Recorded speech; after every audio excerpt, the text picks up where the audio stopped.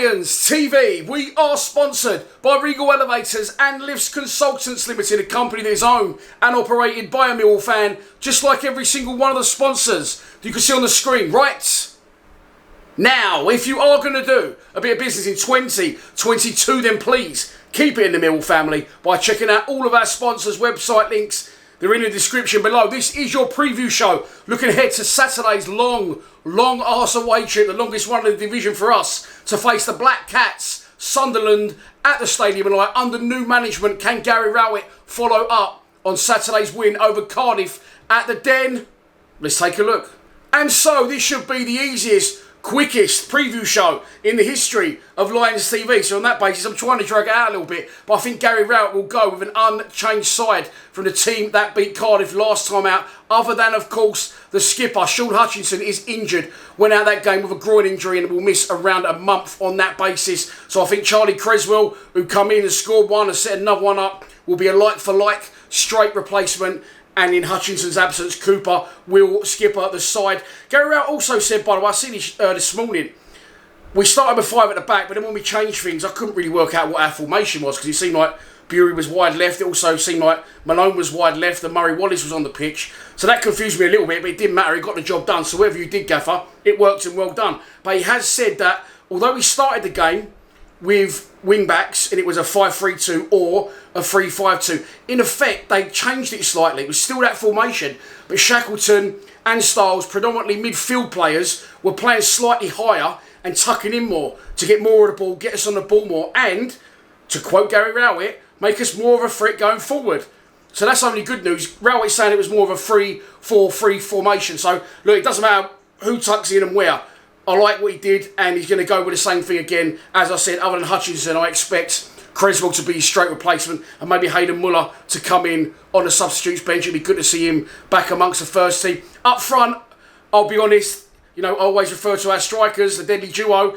24 goals between them last season. The stats do not lie. Afobe's off and running this season. Bradshaw yet to get going, and I'll play those two together. I like Volsammer. Looked good coming off the bench against Norwich and Swansea. But when he started, he's drifted in and out of games for me, and he's played a little bit too wide in that centre forward role. We are playing two up front now, and they need to become a duo, and no deadlier, are they? As I said, 24 goals. The stats don't lie. We just need to get him off and running this season. But I think he'll probably stick with Volsammer and keep Bennett on his toes, fired up and ready to come on to get a goal if need be, like he did last time out. Let's move on to Sunderland, our opposition. The Black Cats are managed by Tony Mowbray. He's only just got the gig, hasn't he? Of course, he was Blackburn manager for a long time, got them up from League One, stepped away, and then he was out of management for a little while. Alex Neil then in turn got Sunderland promoted, and he was doing all right this season. I've watched them a few times. They're a little bit... They play more football than the Neil Harris Millwall side, but they play on the counter-attack. So they will sit back at points. Whether they sit back against us remains to be seen. But Alex Neil walks out of his job after saying, it's the best squad of players I've ever had. We've got a real togetherness here. He fucked off to Stoke. And the next game, he wasn't in charge at Stoke. Sunderland got the win over Stoke 1-0, so they'll be happy with that one. Sunderland currently sit 8th in the division, 6 places above us, but only 1 point, which means a win for us at the Stadium tonight on Saturday will see us leapfrog our opponents. In their last 5 games, they have won 2 and lost 3. So a little bit like us, a little bit bipolar. No draws on the board as of yet, but I think they might get one on Saturday. And so this is your pre-match prediction. And here we go.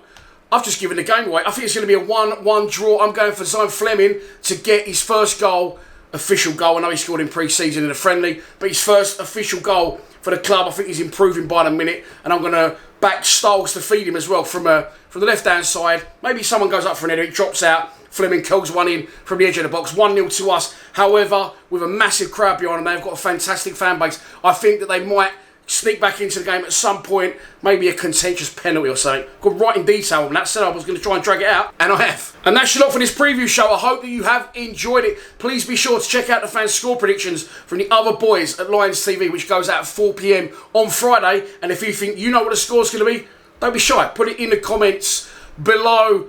All that's left for me to say is I don't know if I'm going to Sunderland or not. I wasn't going to go, to be honest with you. It's a fucking long way. The Great North Run is on, so the hotels, there are none, or if they are available, they're about £1 million a night. You could buy an house in Sunderland for a tenner, but the hotels are fucking absolutely astronomically through the roof. So I wasn't going to go. However, one of my best mates is a Sunderland fan, but he lives down here. So if he travels up, I may well travel with him. I just don't like going up and back in the same day. And fair play to you lot if you do.